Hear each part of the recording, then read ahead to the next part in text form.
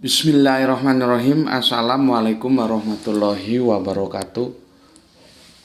Ketemu lagi kita dalam playlist politik embongan ya, untuk coba mendiskusikan terkait dengan perkembangan politik yang dinamikanya terus saja berjalan cepat ya. Oke, kali ini kita akan kasih bahasan ya dengan tajuk Tiji Tibe ya, Tiji Tibe, Firly versus Sahrul ya. Tiji Tibe itu istilahan dalam budaya Jawa itu yang merupakan singkatan sih sebetulnya ya. Tiji tibeh, mati siji mati kabeh gitu. Jadi kalau gue mati lu juga harus mati gitu. Maka tiji tibeh, mati siji mati kabeh. Kalau mati satu ya harus mati semua. Itu kalau dalam permainan catur dikenal dengan istilah remis, kira-kira begitulah kurang lebihnya ya. Jadi harus sebuah ungkapan itu memang dicari padanannya ya, dan sejauh ini padanannya mungkin yang paling mendekati ya remis itu ya dalam dunia catur. Dan kalian tahu semua lah apa itu remis ya. Kalau dalam budaya Jawanya tiji tibeh, mati siji mati kabeh. Oke, kita mulai.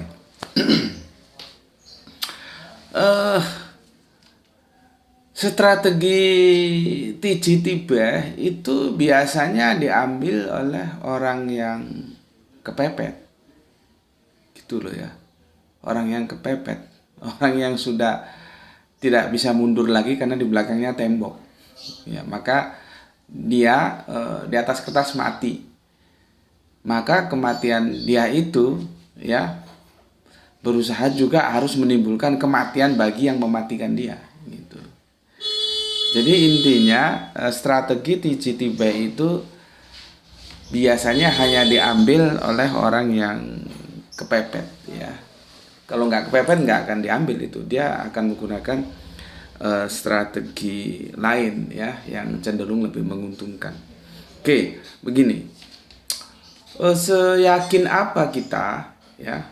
Aku bilang seyakin apa, kan masalahnya memang politik itu kan dua keping mata uang. Salah satu keping mata uang itu apa yang ada di depan layar yang bisa kita saksikan, tapi keping berikutnya itu ada yang di balik layar yang kita tidak bisa saksikan, sementara kita menganalisa itu sebatas apa-apa yang di depan layar ya. Makanya kita menjawab dengan teori probabilitas kalau di dalam statistik itu.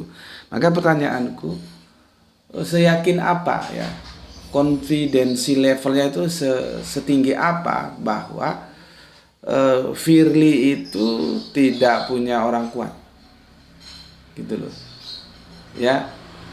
Karena tentunya ketika Firly ingin memperkarakan si Syahrul Yassin Limpo ini menjadi orang yang terperkarakan seperti sekarang ya, itu dia kan berhitung lah. Kalau misalkan Syahrul juga punya kans, punya peluang untuk memperkarakan dia sebagai orang yang pernah memeras, begitu kan, Syahrul ya, atas tindakan Syahrul yang mengkorupsi itu ya, tentunya kan dia pikir-pikir ulang gitu loh ya. Jadi sebetulnya strategi itu tidak diambil oleh Firly kalau dia tidak punya orang kuat yang bisa memberikan garansi bahwa dia tidak akan tersentuh hukum. Kan bodoh dong kalau dia memperkarakan orang yang orang itu juga bisa balik memperkarakan dia.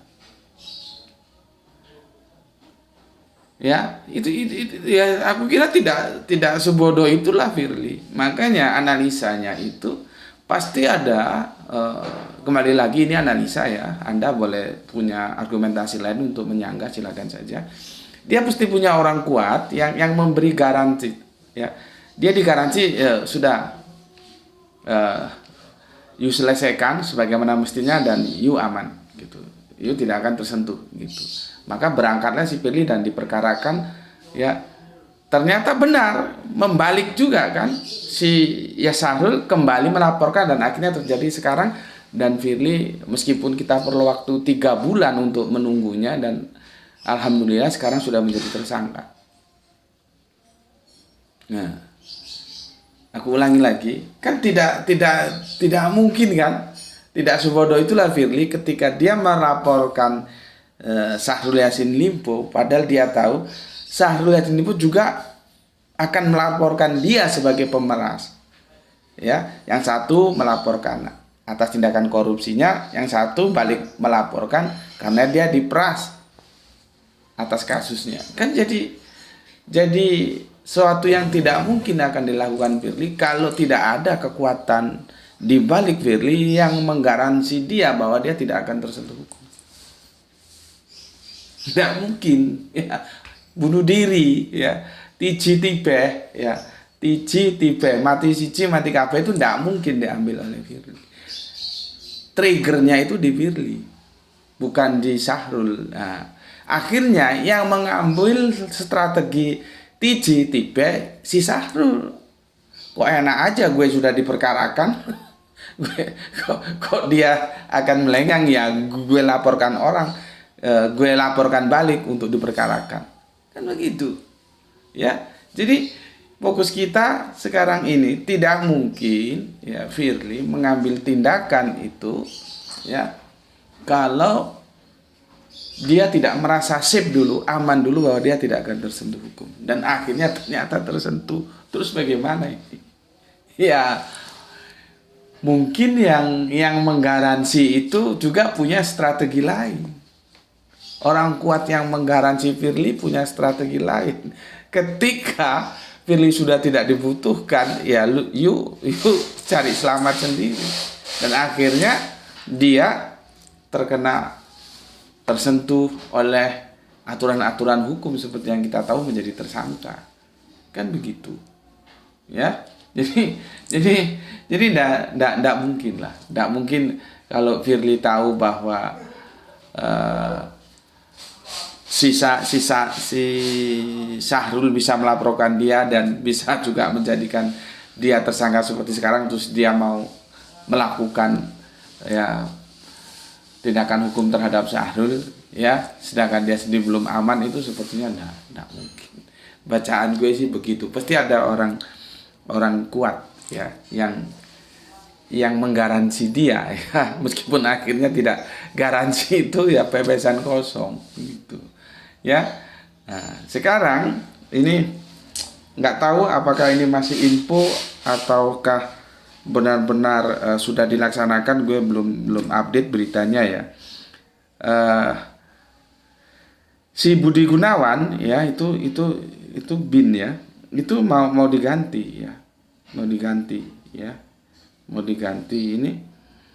Ada berita seperti ini ya. Tanggal 5 bulan 11 2023 ya, dari salah satu sumber berita virtual ya, Budi Gunawan mau diganti. Dan kita tahu Budi Gunawan tuh merapatnya kemana? Dia ke PDIP yang notabene Megawati ya. Nah di sini semakin membenarkan ya bacaannya Dr. Suryadi yang kemarin kita coba untuk mewawancarainya, meskipun singkat ya karena waktunya juga terbatas. Dia bilang bahwa perseteruan antara Megawati dan Jokowi itu bukan drakor, tapi itu benar-benar perseteruan politik yang terjadi. Dan dengan adanya ya, nggak tahu ini sudah ini masih rencana atau sudah dilaksanakan ya, Budi Gunawan ya yang notabene orang PDIP ya, dia kan lebih merapat ke PDIP, mau diganti sebagai ketua BIN dia ya. Ini kan menjadi pembenaran bacaan yang disampaikan oleh Dr. Suryadi untuk kita bahwa perseteruan ini bukan perseteruan yang berupa drakor. Jadi lain di depan layar, lain di balik layar. Tidak, tapi ini benar-benar pertarungan di antara mereka. Ya. Oke. Dengan adanya posisi Firly yang sudah tersudut seperti itu, ya, dia coba memainkan kartu lagi, ya, ingin mengusut kasus yang sudah 3 tahun loh. Bayangkan, 3 tahun baru akan diusut lah. Kemarin itu kemana? Yang notabene itu Harun Masiku dan orangnya PDIP. Ya, kan kita jadi tanda tanya lah, kemarin kemana? Kenapa baru sekarang, baru 3 tahun kok mau diungkap lagi, mau didaur ulang lagi itu Harun Masiku. Jadi KPK ini sebetulnya ya bekerja untuk kepentingan politik atau memang untuk menegakkan hukum supaya negara kita ini bebas dari bajingan-bajingan yang maling, yang nyolong duit negara, atau dia memang melibatkan diri sebagai instrumen politik. Kan jadi kacau. Padahal seharusnya KPK ini dia steril dari politik. Jangan dia dibawa-bawa atau dirayu-rayu atau diiming-iming masuk ke dalam pusaran politik. Akhirnya seperti ini. Maka kita akan membaca ya penangkapan yang ada itu nuansa politiknya lebih kental daripada nuansa penegakan hukumnya. Kan kita kan berpikir dong, 3 tahun lebih loh, bukan 3 hari 3 bulan. Sekarang mau didaurang lagi. Karena apa? Karena dia sudah kepepet si Firly-nya. Berharap jualannya itu akan dibeli oleh PDIP, oleh Megawati. Ternyata Megawati atau PDIP cuek bebek. Artinya dia tetap aja diproses toh. Kan begitu ya. Jadi upaya dia untuk menjual Harun Masiku ya, kan dia harapkan jualannya itu dibeli sehingga dia mendapatkan perlindungan, kasusnya dia bisa dihentikan, tidak berlanjut. Ternyata ya PDIP atau Megawati nggak mau membeli, justru cuek bebek saja. Kita juga nggak tahu, mungkin Megawati bersama PDIP-nya juga kalau nanti benar-benar Harun Masiku didaur ulang dan tertangkap, mereka tentunya sudah punya strategi. Sebagai politisi kan begitu. Jadi setelah gerakan A, dia harus gerakan B, bagaimana nanti mengantisipasinya ya. Kita belum tahu dengan ketua KPK yang baru. Ya, tapi kan seolah-olah Firly mau jualan ini ya. Lu nggak gue lindungi, gue tidak lu lindungi, ini gue bongkar nih si Harun. Ternyata dicuekin PP dan akhirnya tetap aja berjalan. Maka kita mengucapkan terima kasih kepada Polri ya, yang sudah memproses sebagaimana mestinya, meskipun kami rakyat ini sebetulnya ya kebat-kebit nunggu ya 3 bulan ini sebetulnya kira-kira diproses nggak nih, beneran nggak nih ya, jangan-jangan jangan-jangan ya. Tapi terima kasih ya, diproses menjadi tersangka dan segeralah dibawa ke pengadilan supaya kita tahu ya, dan itu tidak terulang lagi. Bayangkan sebuah ketua KPK itu kan gampangnya kan sapu tuh. Sapu untuk bersih-bersih, tugasnya sapu itu untuk membersihkan kotoran. Ada debu, ada sampah, ada apa-apa ya, itu dibersihkan kotoran-kotoran itu. Lah sekarang yang membersihkan sendiri kotor itu terus gimana? Dan itu bukan sembarangan, ketua sapunya sendiri kotor. Dan ini kan kita juga harus wait and see lagi, apakah hanya Firly saja yang bermain kotor? Kan itu kolektif kolegial. Karena apa? Dari kemarin respon setelah Firly ditersangkakan itu 2 tokoh utama di dalam KPK itu beda responnya. Yang satu mau minta maaf, yang satu kagak mau minta maaf dengan mengajukan ajas praduga tak bersalah. Orang sudah jelas begitu kok masih mau bertahan di ajas praduga tak bersalah. Coba kan?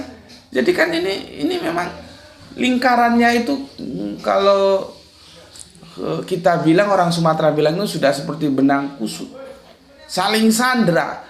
Ya, karena apa? Karena KPK dulu itu dibikin atau didirikan, ya, lembaga ini kan untuk sebagai sapu, untuk membersihkan negara kita dari kejahatan-kejahatan para maling-maling koruptor itu.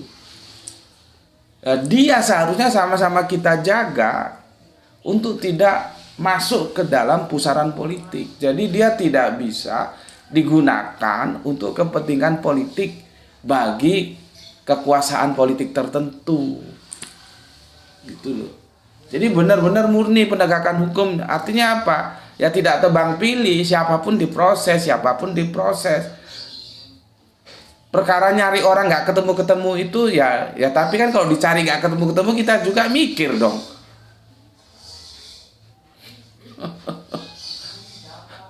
Kan mereka sudah dilengkapi segala fasilitas dan dibiayai untuk melakukan pencarian dan segala macam. Terus nggak ini orang kemana nggak ketemu itu sudah 3 tahun, kemudian mau didaur ulang lagi sebagai kartu yang mau diajukan. Jadi saling punya kartu, ya, saling punya kartu.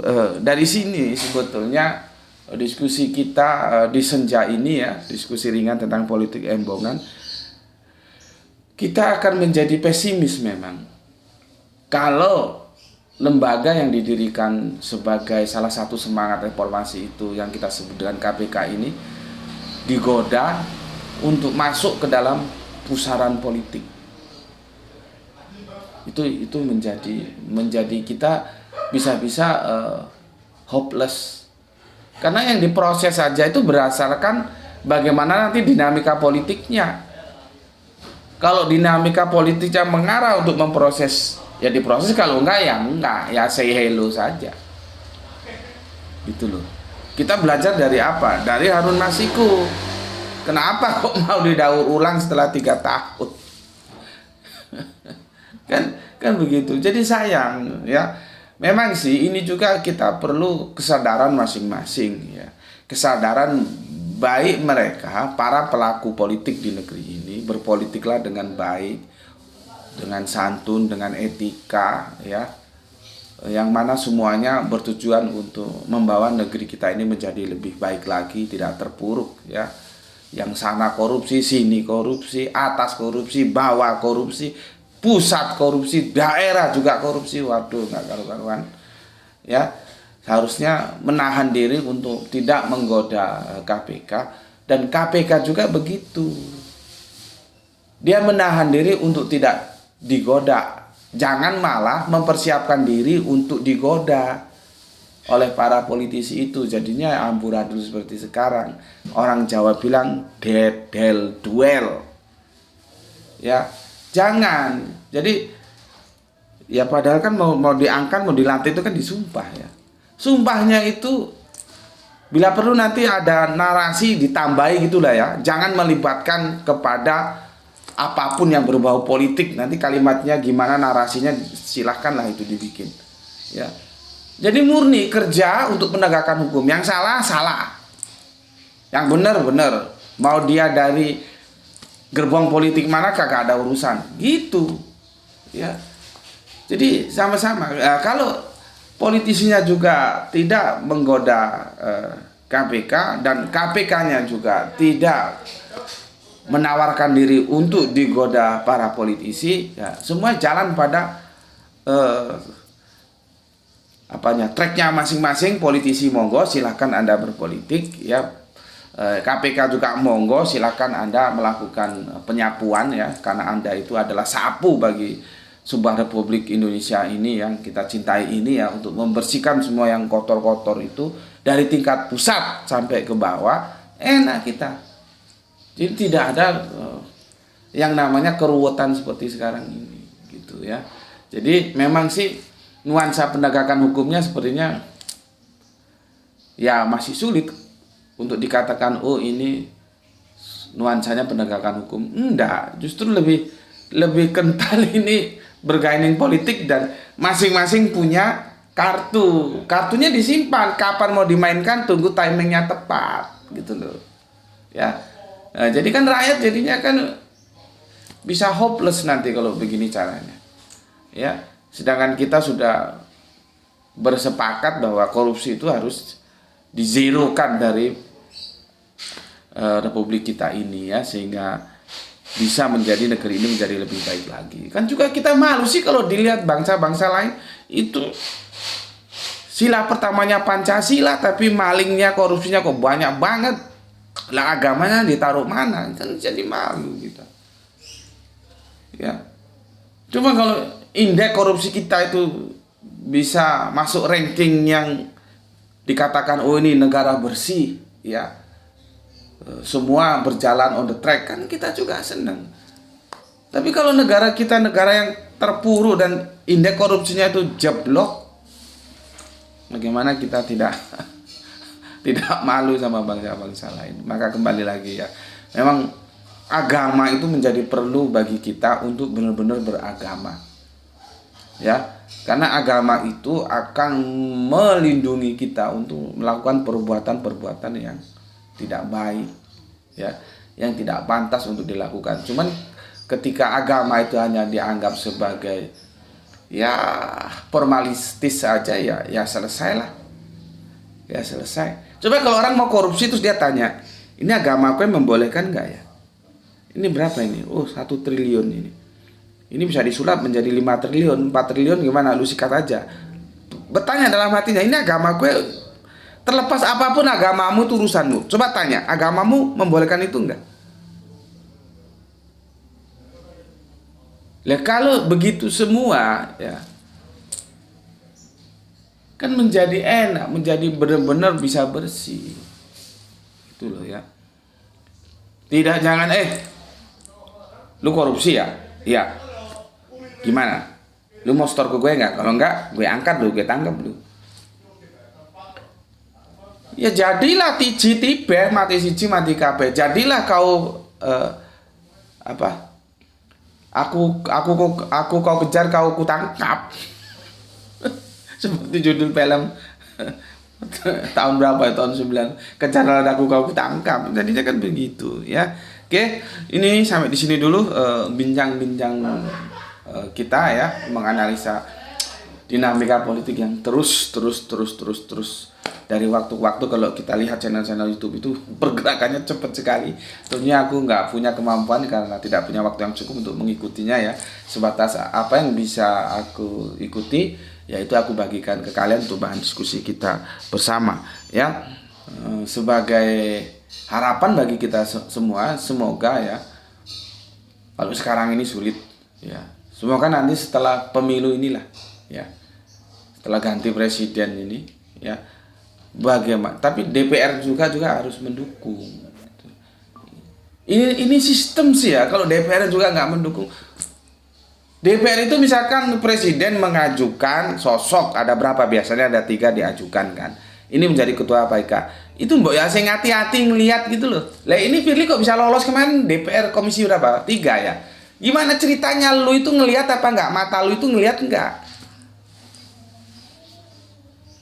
Kalian kan dibayar sama rakyat, carilah informasi semaksimal ini orang gimana. Jangan percaya yang namanya program kerja. Lihat track recordnya, kemarin dia hitam atau putih.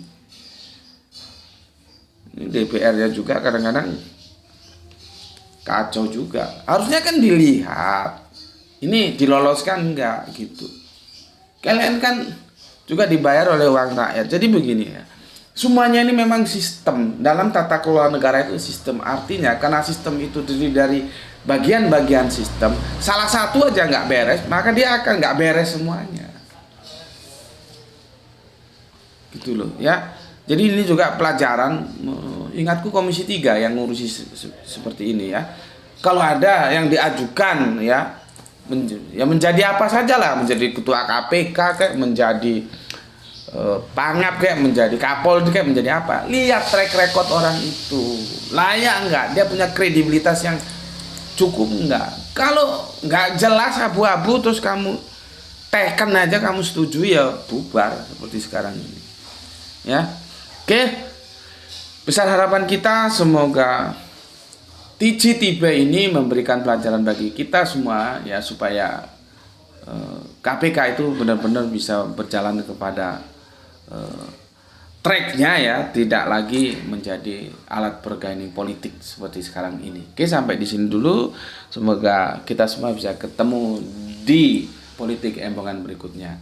Matur nuwun. Assalamualaikum warahmatullahi wabarakatuh.